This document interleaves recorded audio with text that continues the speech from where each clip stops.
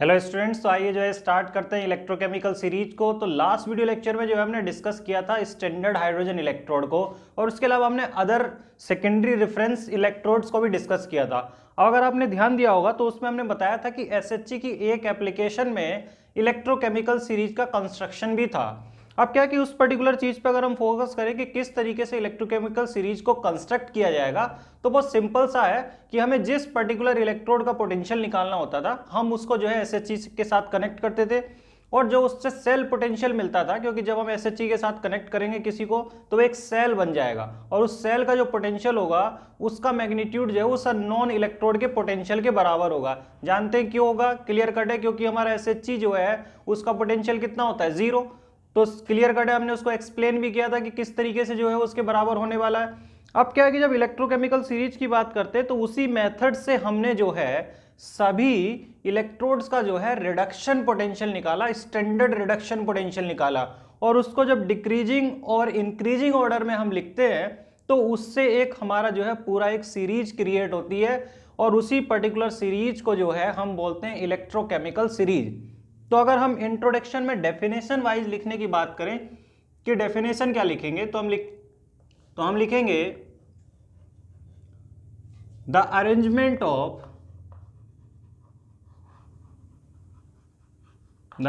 Of standard reduction potential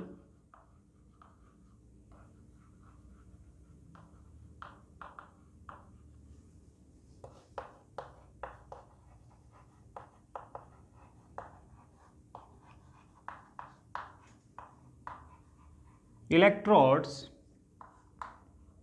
और ये किसके रेस्पेक्ट में हम कैलकुलेट कर रहे हैं? एसएचजी के। In increasing order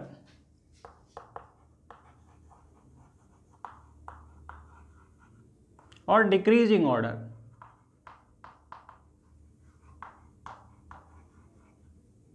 is known as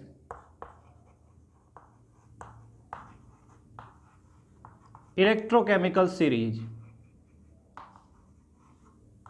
तो यही चीज जो है मैं आपको बता भी रहा था कि जब हम जो है एसएचजी से फाइंड आउट करके स्टैंडर्ड रिडक्शन पोटेंशियल को इंक्रीजिंग या डिक्रीजिंग ऑर्डर में असाइन करते हैं तो उसी पर्टिकुलर जो है सीरीज को हम इलेक्ट्रोकेमिकल सीरीज बोलते हैं। एक छोटा सा जो है लेआउट मैंने आपके लिए तैयार किया है, ठीक है, जिससे कि आपको दिख रहा होगा। लेकिन हाँ, इसमें इस बात को जो है हमेशा ध्यान रखना है कि इसको रटना या याद करना नेसेसरी नहीं है। एग्जाम में आपको ये जो है चीजें गिवन होंगी कि किस पर्टिकुलर मेटल या सबस्टांस के लिए जो है क्या आपका पोटेंशियल होगा, स्टैंडर्ड रिडक्शन क्या पोटेंशियल क्या होगा। अब ध्यान दीजिए कि यहाँ पे ये जो सीरीज जो हमने कंस्ट्रक्ट की है, यहाँ बीच में देखिए हाइड्रोजन है। अब कुछ सबस्टांस हाइड्रोजन से ऊपर है, हालांकि हमने सारे सबस्टांस को यहाँ पे नहीं लिखा है, कुछ ही को लिखा है सिर्फ समझाने के पर्पज से, और कुछ हाइड्रोजन से नीचे है। तो जब हाइड्रोजन या एसएचजी को हमने कनेक्ट किया होगा इन पर्टिकुलर इलेक्ट्रोड के साथ, तो किस तरीके का बिहेवियर जो है निकल के आया होगा। तो ये जो ऊपर दिख रहे हैं, ध्यान दीजिएगा कि इनका जो रिडक्शन पोटेंशियल है, क्योंकि सारी एक्सप्रेशन रिडक्शन के लिए लिखी हुई है, लिथियम प्लस से लिथियम, के प्लस से के, Na प्लस से Na, OH माइनस से H2, तो ये सारी एक्सप्रेशन रिडक्शन की है। इन सब का जो रिडक्शन पोटेंशियल है क्लियर कट है, नेगेटिव में है, इसका मतलब कि जीरो से कम है। तो ऊपर जो लिखे हुए हैं उनका रिडक्शन पोटेंशियल कम है। नीचे फोकस करिए कि जितने भी नीचे लिखे हैं वो जीरो से बड़े हैं, मतलब इन सबस्टांस का रिडक्शन पोटेंशियल अधिक है हाइड्रोजन से। अब इसके बेसिस पे हम कैसे बोलेंगे? तो इसके बेसिस पे हम बोलेंगे ये कि ये जो ऊपर हमने लिखे हैं ये एक्चुअल में एसएचजी के साथ जब कनेक्ट करके हमने एक सेल बनाया होगा तो ये एसएचजी के रिलेटिव किसके जैसा एक्ट करेंगे? एनोड के जैसा। और ये जो है किसके जैसा एक्ट किए होंगे? कैथोड के जैसा। अब क्या है कि एसएचजी के साथ ये बिहेवियर है इनका कि ये एनोड के जैसा एक्ट किए होंगे, कैथोड के जैसा, और इसको हम जस्टिफाई भी करेंगे कि क्यों जो है हम ऐसा बोल रहे हैं, क्योंकि इसका जो है पर्टिकुलर जो यूज है वो एप्लीकेशन से निकल के आएगा। अब एप्लीकेशंस ऑफ इलेक्ट्रोकेमिकल सीरीज पे बात करने से पहले ये चीज आप समझ लीजिए कि जब भी आप इसको सर्च आउट करोगे, क्वेश्चंस को सर्च आउट करोगे, तो आप ये देखोगे कि यार बहुत सारे क्वेश्चंस जो हैं, ठीक है, इससे पूछे गए हैं। आईआईटी जेईई में, नीट में, बोर्ड में जो है इसका बहुत यूज किया गया है, क्वेश्चंस में बहुत ज़्यादा यूज है, डायरेक्ट क्वेश्चंस बहुत ज़्यादा पूछे गए हैं, जिस पे जो हम डिस्कशन करने वाले हैं जो कि इसकी एप्लीकेशन से रिलेटेड है। तो हम जो है एक बेसिक लेआउट पे बात कर लिए कि यार इलेक्ट्रोकेमिकल सीरीज क्या है। तो हमने देखा कि यार जो ये ऑर्डर में हम अरेंज कर रहे हैं रिडक्शन पोटेंशियल को, चाहे इंक्रीजिंग हो चाहे डिक्रीजिंग हो, इसी को हम इलेक्ट्रोकेमिकल सीरीज बोल रहे हैं। एसएचई के रिलेटिव जो है ये इलेक्ट्रोड कैसे फंक्शन करेंगे जब हम सेल बनाएंगे, ये भी हमने देख लिया। अब जो है बात करते हैं किसकी, एप्लीकेशन की, कि एप्लीकेशन क्या है। तो हम बात करेंगे एप्लीकेशन ऑफ इलेक्ट्रोकेमिकल सीरीज। तो एप्लीकेशन ऑफ इलेक्ट्रोकेमिकल सीरीज को जो है हम डिस्कस करते हैं। अब देखिए कि यहां पे जो है जब हम एप्लीकेशन की बात करेंगे तो एप्लीकेशन में एक बात तो बहुत सिंपल है और आसान भी है कि यार एसएचई से कनेक्ट करके पोटेंशियल निकाल रहे हैं।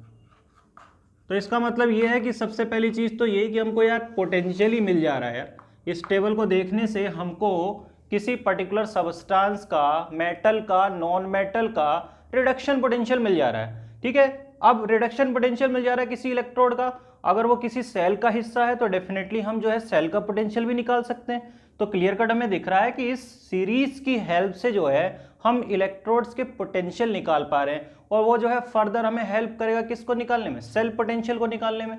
तो फर्स्ट एप्लीकेशन बहुत सिंपल है और क्लियर है, टू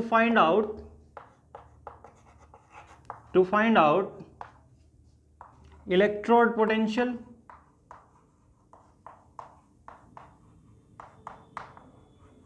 ठीक है, इनफैक्ट जो है हम इसमें स्टैंडर्ड की बात कर रहे हैं, या इसको अगर हम लिखें, ठीक है, क्लियर कट, तो हम ये बोलेंगे to find out standard electrode potential.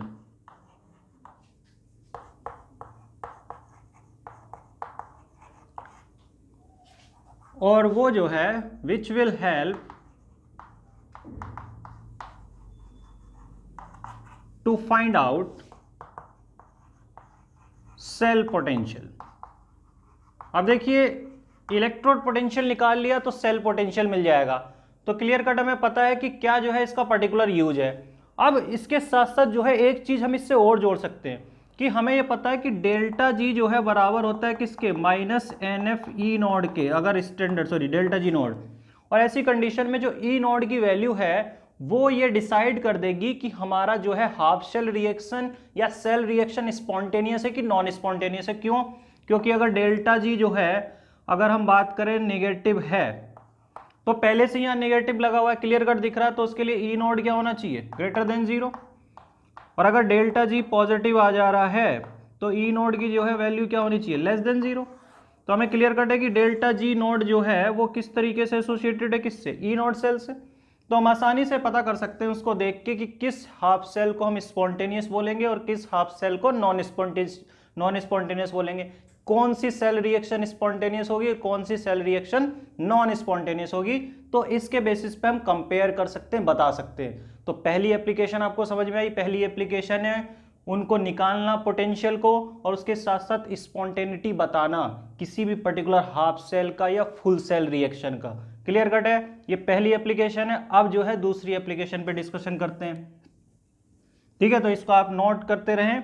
तो दूसरी एप्लीकेशन है एक्टिविटी को लेके। तो एक्टिविटी का मतलब ये है टू कंपेयर, सेकेंड एप्लीकेशन है to compare activity of metal और एंड नॉन मेटल।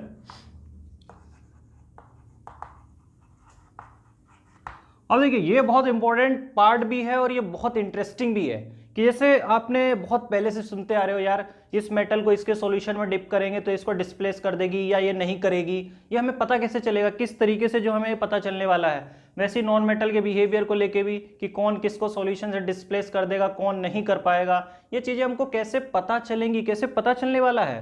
तो एक्टिविटी और उसमें रिएक्टिविटी एक वर्ड होता है। अब ध्यान दीजिए कि यहाँ पे जो हमने सीरीज कंस्ट्रक्ट की है, तो इस पर्टिकुलर सीरीज में हमको ये दिख रहा है कि लिथियम एकदम टॉप पे। लिथियम के टॉप पे होने का मतलब ये कि इसका स्टैंडर्ड रिडक्शन पोटेंशियल सबसे कम है नेगेटिव में। ठीक है, तो स्टैंडर्ड रिडक्शन पोटेंशियल सबसे कम है, तो ऑक्सीडेशन पोटेंशियल क्या होगा, सबसे ज्यादा, क्योंकि हमें पता है कि ई नोड ऑक्सीडेशन अगर हमें निकालना है तो वो जाएगा minus of E node of reduction, क्योंकि उल्टा प्रोसेस ही है। तो अगर किसी का रिडक्शन पोटेंशियल सबसे कम है तो डेफिनेटली ऑक्सीडेशन पोटेंशियल क्या सबसे ज़्यादा होगा। तो हम ये कह सकते हैं कि लिथियम का वाटर में या एक्वस फेज में जो है ऑक्सीडाइज या खुद को जो है ऑक्सीडेशन करने का, खुद का ऑक्सीडेशन करने का एबिलिटी सबसे ज़्यादा होगा। और अगर खुद का ऑक्सीडेशन करने का एबिलिटी सबसे ज़्यादा होगा तो दूसरे का रिडक्शन करने का एबिलिटी भी क्या है सबसे ज़्यादा होगा। क्लियर कटे, क्योंकि दोनों सेंटेंस जो है एक दूसरे से जुड़े हुए हैं। अब लिथियम मतलब जो है वो सबसे फास्ट किस में कन्वर्ट होगा, लिथियम प्लस में। क्यों? क्योंकि रिडक्शन सबसे कम है तो ऑक्सीडेशन सबसे ज़्यादा होगा।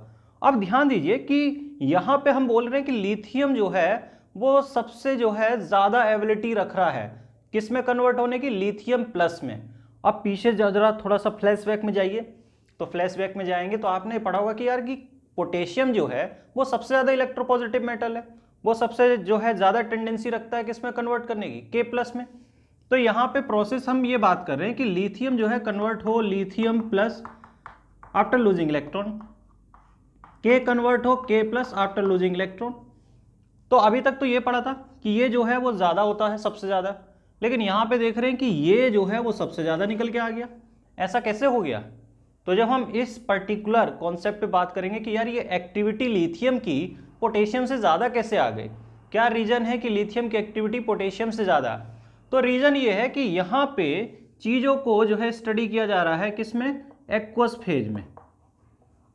तो ये चीज़ें एक्वस फेज में देखी जा रही हैं, और जो पहले आपने पढ़ा था वो किस में था, गैसियस फेज में। तो एक्वस फेज में जो है हम किसको देखेंगे, एक्टिविटी को। इस बात का ध्यान रखें कि एक्टिविटी जो है किस में देखी जाएगी, एक्वस फेज में। और जो गैसियस फेज की बात करते थे तो गैसियस फेज में जो है हम देखते हैं किसको, रिएक्टिविटी को, कि गैसियस फेज में इलेक्ट्रॉन लूज करने की टेंडेंसी किसकी ज़्यादा होगी, तो वो डेफिनेटली पोटेशियम की ज़्यादा होगी, किससे, लिथियम से।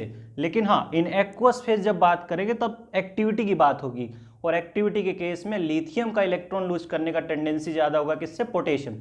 रीजन अभी भी बाकी है।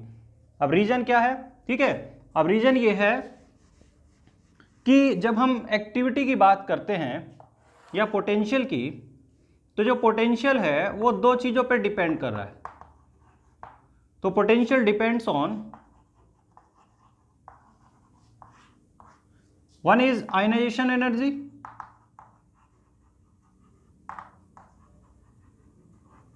And second is hydration energy, या एंथैल्पी भी लिख सकते हैं। ठीक है, एनर्जी की बजाय एंथैल्पी ज़्यादा एप्रोप्रिएट वर्ड है, तो यहाँ पे भी जो है हम एंथैल्पी वर्ड ही यूज करेंगे। अब क्या है कि हमें पता है कि लिथियम जो है साइज में बहुत छोटा है, तो अगर ये साइज में बहुत छोटा है तो डेफिनेटली हाइड्रेशन एंथैल्पी इसकी क्या होगी, बहुत ज़्यादा नेगेटिव होगी। और आयनाइजेशन एंथैल्पी हमें पता है कि हाँ ये लिथियम से पोटेशियम से डेफिनेटली क्या ज़्यादा होगी, लेकिन ये बहुत ज़्यादा नेगेटिव होगी, और इसके बहुत ज़्यादा नेगेटिव होने की वजह से लिथियम प्लस का जो स्टेबिलिटी होगा सॉल्यूशन में वो बहुत ज़्यादा होगा।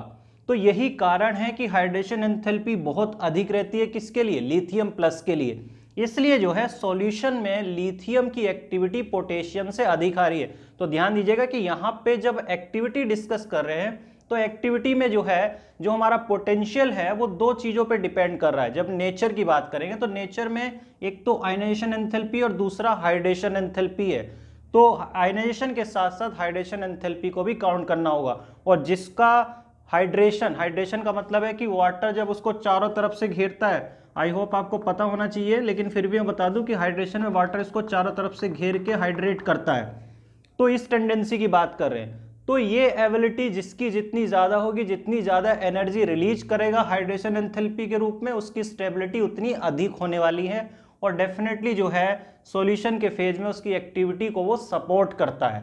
तो लिथियम का ज़्यादा होने का रीज़न आपको समझ में आया कि एक्टिविटी इसकी सबसे ज़्यादा क्यों है, मतलब लिथियम से लिथियम प्लस में कन्वर्ट करने की टेंडेंसी की बात कर रहे हैं। क्लियर कट है? अब देखिए, ये तो हमने एक्टिविटी बात कर ली मेटल की। अब नॉन मेटल के लिए भी ये सिचुएशन है कि आप ऐसा ना सोचें कि ये सिर्फ मेटल्स के लिए चीज़ें हैं। नॉन मेटल्स में भी ये चीज़ें हैं, और उसमें जो है बस आयनाइजेशन एंथैल्पी की जगह क्या हो जाता है, इलेक्ट्रॉन गेन एंथैल्पी हो जाता है, क्योंकि वहाँ तो इलेक्ट्रॉन लेते हैं। अब जैसे आपके पास जो है NaCl का सॉल्यूशन है, तो उससे अगर आप फ्लोरीन गैस को पास कराओगे तो डेफिनेटली जो है ये बना लेगा क्या, NaF, और Cl2 जो है इससे निकल जाएगी। क्यों निकल जाएगी यार, क्योंकि फ्लोरीन का रेड्यूस होने का टेंडेंसी क्लोरीन से क्या अधिक होता है। ठीक है, ये इलेक्ट्रॉन लेने की टेंडेंसी जो है एक्वस फेज में, नॉट इन गैसियस फेज बात हो रही है। बार बार इस चीज को समझते रहे कि हम जो है एक्वस फेज की बात करें, तो एक्वस फेज में ये F माइनस में कन्वर्ट होने की टेंडेंसी ज्यादा रखता है रिलेटिवली किसके, Cl माइनस के। इसलिए जो है ये Cl माइनस को एक्वस फेज से रिप्लेस कर देगा और खुद जो है सॉल्यूशन में चला जाएगा। तो हम बार बार मैं इस चीज को पॉइंट आउट कर रहा हूं कि यहां हम एक्वस फेज को डिस्कस कर रहे हैं। ठीक है, यहां जो है हम गैसियस फेज में इलेक्ट्रॉन लेने और देने की बात नहीं कर रहे हैं, एक्वस फेज में चीजों का डिस्कशन किया जा रहा है। तो समझ में आया आपको एक्टिविटी का क्या मतलब है मेटल और नॉन मेटल का। अब देखिए इसी से जो है तीसरी एप्लीकेशन और मोस्ट इंपॉर्टेंट एप्लीकेशन जो है वो कोरिलेटेड है, और वो ये है, और इससे बहुत ज्यादा क्वेश्चन भी बने हुए हैं, to compare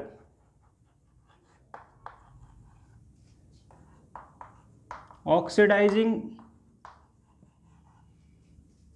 and reducing strength of substance. अब देखिए कि जब हम कंपेयर करने की बात करते हैं ऑक्सीडाइजिंग और रिड्यूसिंग स्ट्रेंथ की, तो यहां पे एक चीज क्लियर कट है कि रिडक्शन पोटेंशियल जितना कम होगा, जैसे टेबल को हम देखेंगे तो डेफिनेटली बात है कि ऑक्सीडेशन पोटेंशियल उतना ज्यादा होगा। तो सबसे कम रिडक्शन पोटेंशियल किसका है, लिथियम का, और सबसे ज्यादा रिडक्शन पोटेंशियल जो है किसका दिख रहा है, क्लियर कट दिख रहा है, फ्लोरीन का। तो जब हम नीचे की तरफ आ रहे हैं, आप ध्यान दीजिए कि नीचे की तरफ आने पे जो है क्या बढ़ रहा है, रिडक्शन पोटेंशियल। और इनफैक्ट हम बात कर रहे हैं स्टैंडर्ड की, तो standard reduction potential down the table जो है हमने जो बनाई है वो बढ़ रहा है। अब रिडक्शन पोटेंशियल बढ़ेगा तो डेफिनेट सी बात है कि रिड्यूस होने की एबिलिटी भी बढ़ेगी। तो वो सबस्टेंस जो है जिसका रिडक्शन पोटेंशियल ज्यादा होगा उसके रिडक्शन होने के चांसेस उतने ज्यादा होंगे। ध्यान से सुनिएगा, जिसका रिडक्शन पोटेंशियल अधिक होगा उसके रिड्यूस होने की पॉसिबिलिटी क्या होगी, ज्यादा होगी। तो अगर रिड्यूस होने की पॉसिबिलिटी ज्यादा होगी तो वो किस तरीके का एक्ट करेगा यार। अब रेडॉक्स को ध्यान रखिए कि जिसका रिडक्शन होता था वो क्या होता, ऑक्सीडाइजिंग एजेंट, और जिसका जो है ऑक्सीडेशन होता था वो रिड्यूसिंग एजेंट होता था। तो अगर हम रिड्यूसिंग या ऑक्सीडाइजिंग एजेंट स्ट्रेंथ की बात करें, रिड्यूसिंग एजेंट स्ट्रेंथ, इसको आप रिड्यूसिंग पावर भी कई बार लिखा हुआ आपको मिलेगा। ठीक है, तो रिड्यूसिंग स्ट्रेंथ और reducing power, reducing agent strength, ये दोनों ही जो वर्ड हैं ये डिपेंड कर रहे हैं किस पे, कि किसका जो है ऑक्सीडेशन होने का टेंडेंसी सबसे ज्यादा होगा। तो क्लियर कट यहां पे देखिए कि जिसका रिडक्शन पोटेंशियल जो है सबसे कम है डेफिनेटली उसका ऑक्सीडेशन पोटेंशियल ज्यादा होगा, और उतना ही जो है उसके ऑक्सीडेशन होने के चांसेस अधिक होंगे। तो अगर ऑक्सीडेशन होने के चांसेस अधिक होंगे तो वो जो है रिड्यूसिंग एजेंट स्ट्रेंथ जो है उसकी उतनी ही ज्यादा होगी, या हम ये बोले उसका रिड्यूसिंग पावर उतना ही ज्यादा होगा। अब ये जो है डायरेक्टली प्रोपोर्शनल होगा किसके, ई नॉट ऑफ ऑक्सीडेशन के, कि ऑक्सीडेशन पोटेंशियल जितना ज्यादा होगा रिड्यूसिंग पावर या रिड्यूसिंग एजेंट स्ट्रेंथ उतनी ज्यादा होगी। लेकिन हाँ, इसको जो है अगर हम कोरिलेट करें फिर इसके साथ, रिडक्शन पोटेंशियल के साथ, किसके साथ जो है क्या कोरिलेशन निकल के आएगा, तो इसमें आप लिखेंगे कि ये इनवर्सली प्रोपोर्शनल होगा किसके, ई नॉट रिडक्शन के। तो जो रिडक्शन पोटेंशियल होगा ये इसके इनवर्सली प्रोपोर्शनल होगा, क्योंकि रिडक्शन पोटेंशियल जो है जितना कम रहेगा, ठीक है, डेफिनेटली जो है उतना जो है ये ज्यादा रहेगी पावर, और वो जितना जो है अधिक रहेगा उतना ही जो है ये कम रहेगी। तो यहाँ पे जो है उसके बेसिस पे हम इसको कंपेयर करेंगे। जैसे फ्लोरीन की बात करें तो फ्लोरीन का रिडक्शन पोटेंशियल सबसे अधिक है, मतलब जो है वो सबसे वीक रिड्यूसिंग एजेंट होगा, और लिथियम का जो है सबसे कम है, तो डेफिनेटली जो है वो सबसे पावरफुल रिड्यूसिंग एजेंट होगा। तो यहाँ पे मोस्ट पावरफुल की बात करें तो मोस्ट पावरफुल में जो है आ जाएगा कौन, लिथियम। और यहाँ पे जो है वीकेस्ट की अगर हम बात करें कि वीकेस्ट जो है कौन होगा, तो वीकेस्ट में जो है हम किसको लेंगे, फ्लोरीन को। तो क्लियर कट है कि कौन आ गया, तो मोस्ट पावरफुल हो गया लिथियम और ये जो है फ्लोरीन हो गया। अब ये तो जो है हम बात कर रहे हैं किसकी, रेड्यूसिंग एजेंट स्ट्रेंथ की और रेड्यूसिंग पावर की। अब इसी के रिलेटिव जो है आप आसानी से किसको समझ सकते हैं, ऑक्सीडाइजिंग पावर को, क्योंकि अगर हमें ये समझ में आ गया तो हम आसानी से किसको कोरिलेट कर सकते हैं, ऑक्सीडाइजिंग पावर को। तो जब हम ऑक्सीडाइजिंग पावर की बात करते हैं तो ऑक्सीडाइजिंग पावर और ऑक्सीडाइजिंग एजेंट स्ट्रेंथ,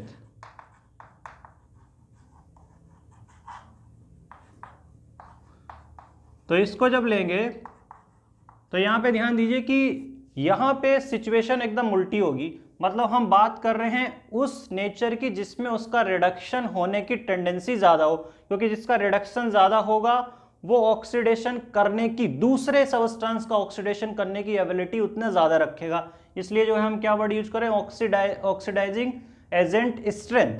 अब देखिए यहां पे सबसे ज्यादा रिड्यूस होने की टेंडेंसी कौन रखता है टेबल में, तो सबसे ज्यादा रिड्यूस होने की टेंडेंसी कौन रखता है, फ्लोरीन। इसका मतलब क्लियर कट है कि मोस्ट पावरफुल जो है कौन हो जाएगा, तो मोस्ट पावरफुल हो जाएगा कौन, फ्लोरीन। और लीस्ट जो है क्या हो जाएगा, सबसे कम। तो लीस्ट पावरफुल में जो है जो सबसे वीकेस्ट आएगा वो डेफिनेटली क्या हुआ यहाँ पे, लिथियम। चीजें उल्टी हो जाएगी जस्ट पिछले वाले केस की जगह, तो प्रोपोर्शनलिटी उल्टी हो जाएगी, ये जो है इनवर्सली प्रोपोर्शनल हो जाएगा किसके, ऑक्सीडेशन पोटेंशियल के। क्योंकि हम जो है बात कर रहे हैं रिड्यूस बिहेवियर की, रिडक्शन वाले बिहेवियर की। तो रिडक्शन जो है जिसका अधिक हो डेफिनेटली उसका ऑक्सीडेशन पोटेंशियल कम होना चाहिए। और उसका जो है अगर हम प्रोपोर्शनलिटी बात करें कि रिडक्शन पोटेंशियल के साथ क्या प्रोपोर्शनलिटी आएगी, तो वो डायरेक्टली प्रोपोर्शनल होगा। रिडक्शन पोटेंशियल जितना अधिक, ऑक्सीडाइजिंग एजेंट स्ट्रेंथ उतना ज़्यादा, ऑक्सीडाइजिंग पावर उतना अधिक। अब देखिए इस प्रॉपर्टी का जो है हम बात करेंगे अब क्वेश्चंस को लेके कि किस तरीके के जो है सवाल इन शॉर्ट हम लिख लेते हैं कुछ कि पूछे जाते हैं। अब जैसे हमारे पास 3 मेटल हैं, ठीक है, XYZ मेटल दी हुई हैं। अब इनका जो है रिडक्शन पोटेंशियल दिया हुआ है, E0 रिडक्शन दिया हुआ है। तो इसका है मान लेते हैं 1.07 वोल्ट नेगेटिव में, इसका जो है 1.36 वोल्ट है पॉजिटिव में, और इसका जो है 2.07 माइनस में है। और हमसे क्वेश्चन पूछा जाता है कि अरेंज इन इंक्रीजिंग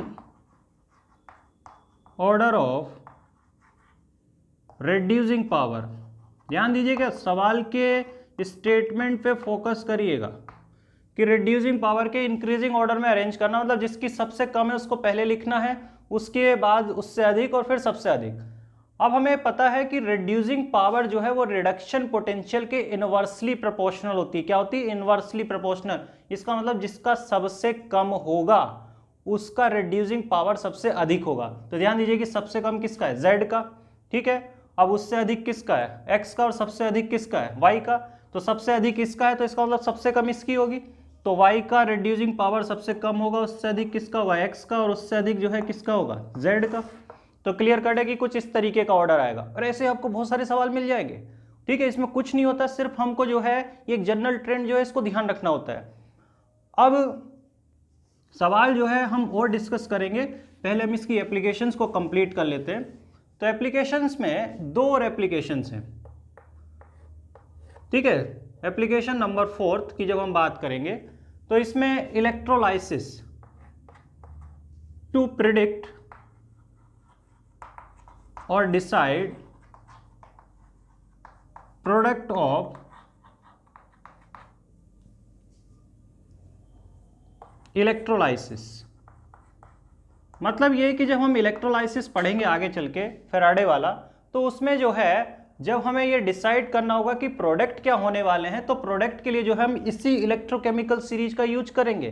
तो ये जो हमने समझा है इसको भूलना नहीं है, इसको जो है याद रखना है, क्योंकि ये आगे चल के यूज होने वाला है। अब देखिए फिफ्थ एप्लीकेशन की जब हम बात करेंगे तो उसमें ये है टू कंपेयर, ये थोड़ी सी इनऑर्गेनिक टाइप की एप्लीकेशन है, टू कंपेयर थर्मल स्टेबिलिटी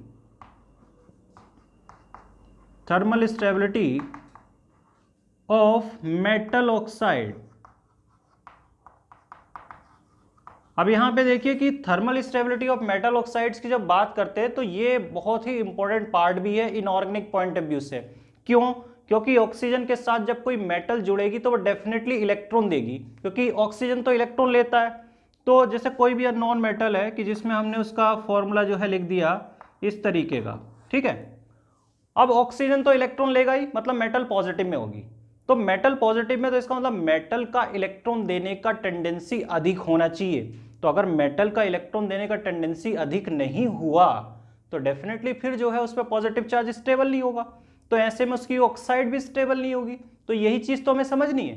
तो इसमें जो है इस बात का ध्यान रखना कि जो थर्मल स्टेबिलिटी है वो इलेक्ट्रोपॉजिटिव करैक्टर के डायरेक्टली प्रोपोर्शनल है, और इलेक्ट्रोपॉजिटिव करैक्टर का मतलब है इलेक्ट्रॉन देने की टेंडेंसी, और इलेक्ट्रॉन देने की टेंडेंसी का मतलब है कि उसका जो है ऑक्सीडेशन पोटेंशियल अधिक होना चाहिए। और इससे हमको क्या पता चलता है, ठीक है, कोरिलेटेड है, थोड़ा इसको ध्यान देना है कि इलेक्ट्रोपॉजिटिव है तो ऑक्सीडेशन पोटेंशियल अधिक होना चाहिए। ऑक्सीडेशन पोटेंशियल अधिक होने का मतलब है कि रिडक्शन पोटेंशियल कम होना चाहिए। हमें दिया हुआ रिडक्शन पोटेंशियल तो क्लियर कट दिख रहा है कि थर्मल स्टेबिलिटी मेटल के रिडक्शन पोटेंशियल के इनवर्सली प्रोपोर्शनल है, कि हम ये कह सकते हैं कि thermal stability is inversely proportional to standard reduction potential. SRP का मतलब है स्टैंडर्ड रिडक्शन पोटेंशियल। तो ये हमारा कोरिलेशन मिल गया। अब देखो इसको मैं जस्टिफाई भी कर देता हूँ। जैसे कॉपर की जो ऑक्साइड होती है उसको जब हम हीट करते हैं तो वो आसानी से टूट जाती है, ऑक्सीजन उससे निकल जाती है, लेकिन वहीं जब हम सोडियम की ऑक्साइड को हीट करेंगे तो उससे ऑक्सीजन नहीं निकलती है। तो ये सब जो है यहाँ से जस्टिफाई हो रहा है, क्योंकि सोडियम का ध्यान दीजिए क्या है रिडक्शन पोटेंशियल -2.71, बहुत कम है। इसका मतलब डेफिनेटली जो है इसमें जो है कमी की बात हो रही है, ठीक है। इसमें मैग्नीट्यूड पे नहीं जाना है, ठीक है। जितना कम होगा उतना जो है वो, ठीक है, अधिक होगा। और वहीं देखिए कॉपर का ध्यान दीजिए 0.34 पॉजिटिव में उसके रिलेटिव बहुत अधिक है। तो क्लियर कट है कि अगर उसका रिडक्शन पोटेंशियल बहुत अधिक है तो उसकी ऑक्साइड स्टेबल नहीं होगी, थर्मल स्टेबिलिटी कम होगी। और इसका रिडक्शन पोटेंशियल बहुत कम है, इसका रिडक्शन पोटेंशियल कम है, तो इनकी जो है थर्मल स्टेबिलिटी क्या है, ज़्यादा होगी। तो ये एक जनरल सा ऑर्डर है, जनरल सा ट्रेंड है।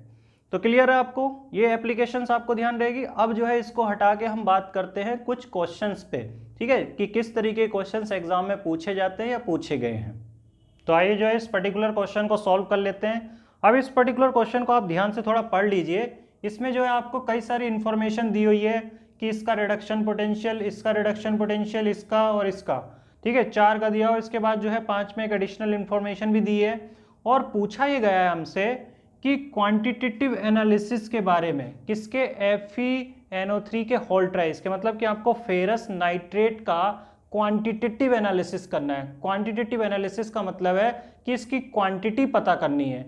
अब देखिए इसको जब समझ लिया कि हमको क्वांटिटी पता करनी है तो कैसे हम पता करेंगे क्वांटिटी को, तो डेफिनेट सी बात है कि हम जो है इसको किसी के साथ टाइट्रेट करवाएंगे। टाइट्रेट करवाने का ऑप्शन देखिए कि हमारे पास 2 ही ऑप्शन है, MnO4- और Cr2O7-2-। इन्हीं से जो है हमको इसको टाइट्रेट करवाना है। अब इनका बिहेवियर आपको याद है, इन पर्टिकुलर सब्सटेंस का बिहेवियर कैसा होता है, ऑक्सीडाइजिंग एजेंट होते हैं ये। तो ऑक्सीडाइजिंग एजेंट होंगे तो इसका मतलब इनका रिडक्शन होगा, और इनका रिडक्शन होगा तो डेफिनेटली ये जो Fe है इसका ये ऑक्सीडेशन करेंगे। अब ये किस तरीके से जो है अपने आप को रिड्यूस करते हैं इसके बारे में हमने डिस्कशन किया इक्विवेलेंट मास में। आप वो वीडियो लेक्चर जाके देख सकते हैं और उसमें आपको क्लियर कट समझ में आ जाएगा कि कैसे इनका जो है इक्विवेलेंट मास निकाला जाता है। अब क्या है कि उसके बाद जब हम बात करें इस पर्टिकुलर सेक्शन में, तो इस क्वेश्चन में जो है हमें इसका जब क्वांटिटेटिव एस्टिमेशन करना है तो हम ये चाहेंगे कि जब इनकी रिएक्शन हो इसके साथ तो सिर्फ इन्हीं दोनों के बीच में रिएक्शन हो। क्यों ऐसा हम क्यों बोल रहे हैं, तो ऐसा हम इसलिए बोल रहे हैं क्योंकि हमें पता है कि अगर इन्हीं का रिएक्शन होगा तो number of equivalent of MnO4- या Cr2O7 माइनस जो है बराबर हो जाएगा किसके, number of equivalent of FeNO3 का होल ट्वाइस। ये हम चाहते हैं कि इन्हीं दोनों के बीच में रिएक्शन होगा तो हम इक्विवेलेंट्स को कंपेयर कर सकते हैं, और अगर इक्विवेलेंट्स को कंपेयर कर सकते हैं तो सीधा सीधा है कि ये तो हमारा रेफरेंस सॉल्यूशन है, इसकी क्वांटिटी तो हमें पता होगी, वॉल्यूम भी पता होगा, तो ये इक्विवेलेंट यहाँ से पता कर लेंगे और इससे हमें इसके इक्विवेलेंट मिल जाएंगे। तो आप पहले ये समझ लीजिए कि क्वांटिटेटिव एनालिसिस का मतलब क्या है। तो क्वांटिटेटिव एनालिसिस का मतलब है कि सिर्फ इस पर्टिकुलर सबस्टांस की रिएक्शन हो किसके साथ, इनके साथ, और किसी की रिएक्शन नहीं होनी चाहिए। तो हम क्या करेंगे, सबकी फिजिबिलिटी चेक करेंगे। तो सबसे पहले तो जो है हम इस पर्टिकुलर सबस्टांस की फिजिबिलिटी चेक कर लेते हैं कि इसका ऑक्सीडेशन मतलब Fe2+ का ऑक्सीडेशन करने में ये जो है सक्सेसफुल है कि नहीं है, पहले तो यही चेक कर लेते हैं। ठीक है, तो इसका मतलब ये है कि हम जो है Fe वाले पार्ट को जो है ऑक्सीडेशन करवाना चाहते हैं तो वो एनोड के जैसा एक्ट करेगा। तो इसका मतलब कि हम जो है ये चाहते हैं कि Fe2+ जो है कन्वर्ट हो किस में, Fe3+ में, फिर सॉल्ट ब्रिज, और इस तरफ जो है हम रख सकते हैं किसको, MnO4 माइनस एसिडिक मीडियम में ले रहे हैं तो ये कन्वर्ट होगा किस में, Mn2+ में, और एसिडिक मीडियम है। अब देखिए यहाँ पे जो है जब हम बात करेंगे कि अगर हम सबसे पहले इसको ले लेते हैं तो इस सेल का पोटेंशियल क्या होगा, ई सेल क्या होगा। तो इसका ई सेल अगर हमें निकालना है, और देखिए हमको क्या क्या दिया है, ये रिडक्शन पोटेंशियल दिया है इसी पर्टिकुलर एनोड के लिए, और इस पर्टिकुलर कैथोड के लिए भी रिडक्शन पोटेंशियल गिवन है। तो फॉर्मूला क्या होता था, कैथोड माइनस एनोड। तो कैथोड माइनस एनोड होता था, मतलब इसके में से इसको घटाते थे, जो पीछे मैंने आपको फॉर्मूले बताई हैं। तो 1.51 में से जो है सब्ट्रैक्ट करेंगे किसको, 0.77 को। तो अगर आप इसको सब्ट्रैक्ट करेंगे तो आप जो है क्लियर कट देखिए कि किस तरीके का जो है आएगा। तो इसमें देखेंगे तो आपको जो है क्या नज़र आ रहा है, ये तो ये आपको नज़र आ रहा है कि 0.74 जो है ये वोल्ट आएगा।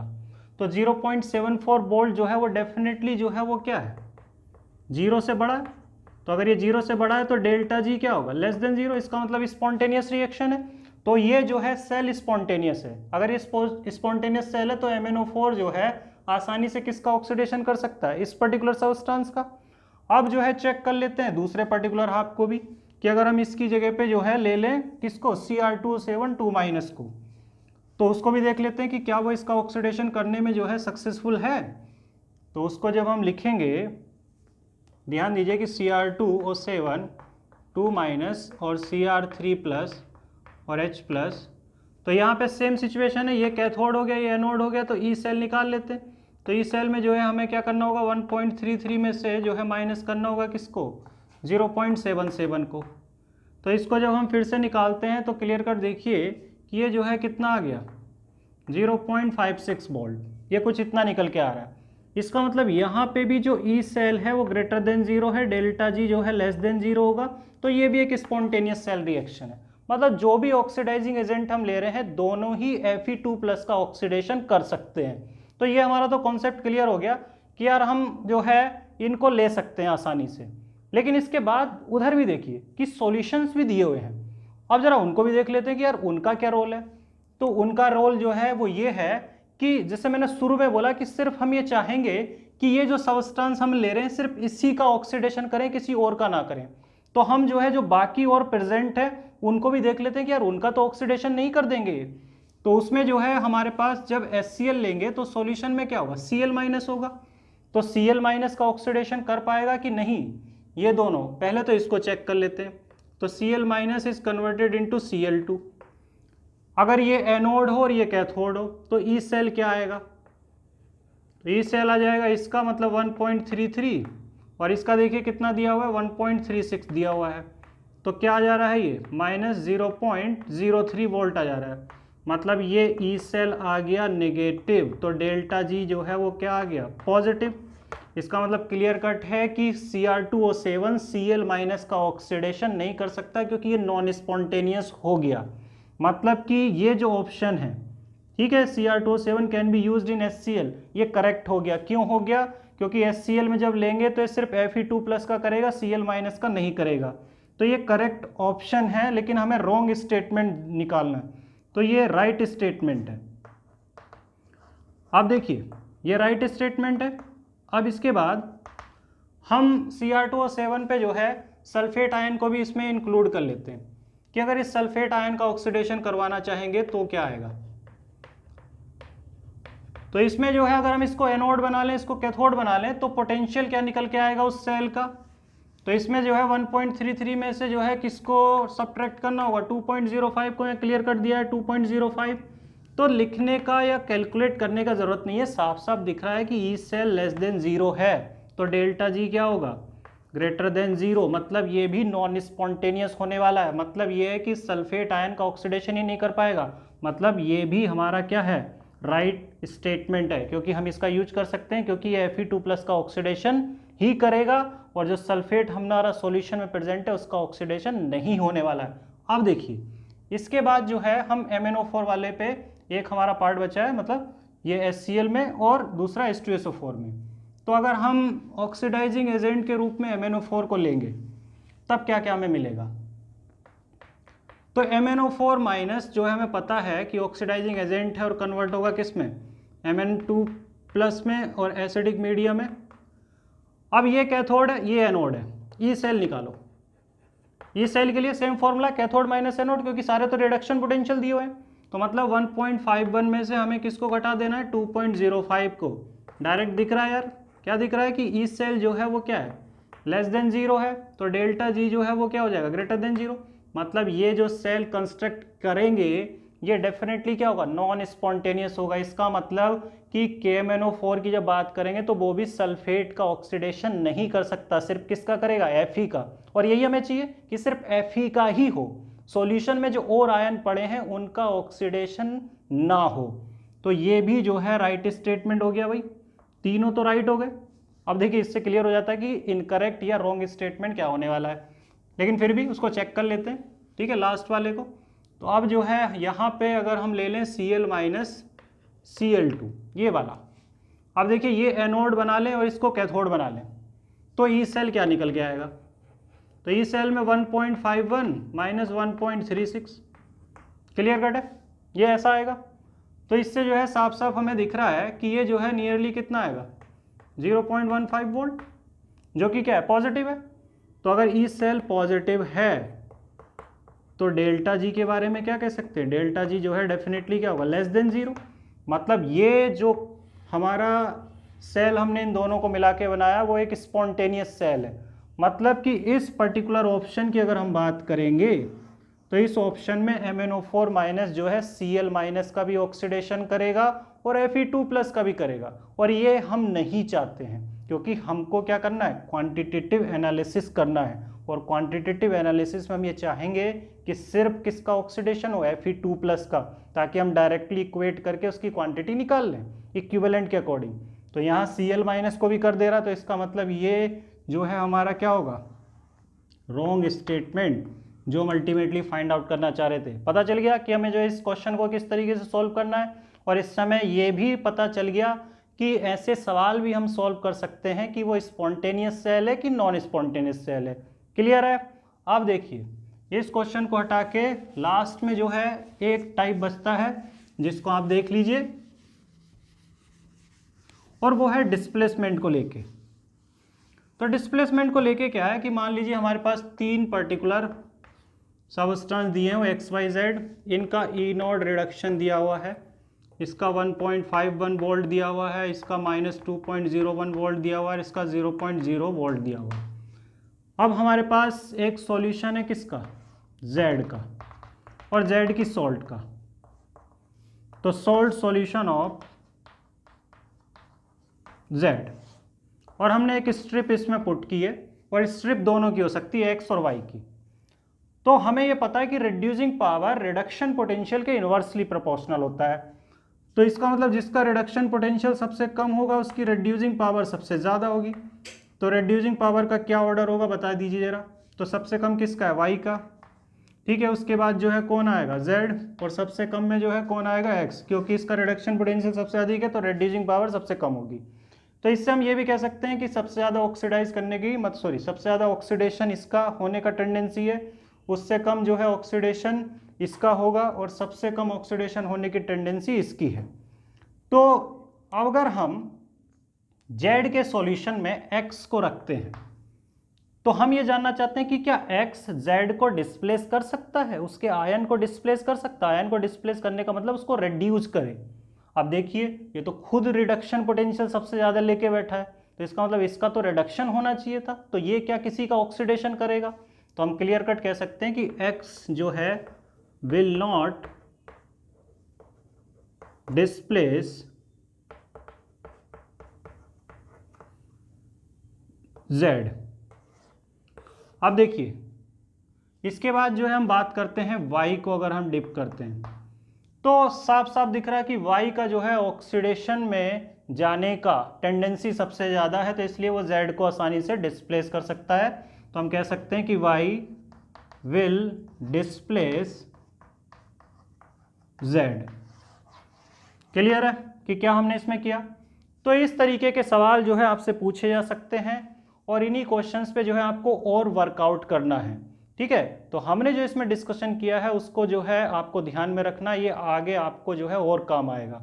तो अगले वीडियो लेक्चर्स में जो है हम बात करेंगे इलेक्ट्रोड पोटेंशियल जो है वो किन किन फैक्टर पे डिपेंड करता है, और हम उसका टेम्परेचर से रिलेशन निकालेंगे, और ये भी बताएंगे कि कैसे जो है किसी रेडॉक्स के लिए जो है डेल्टा एस और डेल्टा एच निकालेंगे इस पर्टिकुलर इलेक्ट्रोकेमिस्ट्री वाले सेक्शन में।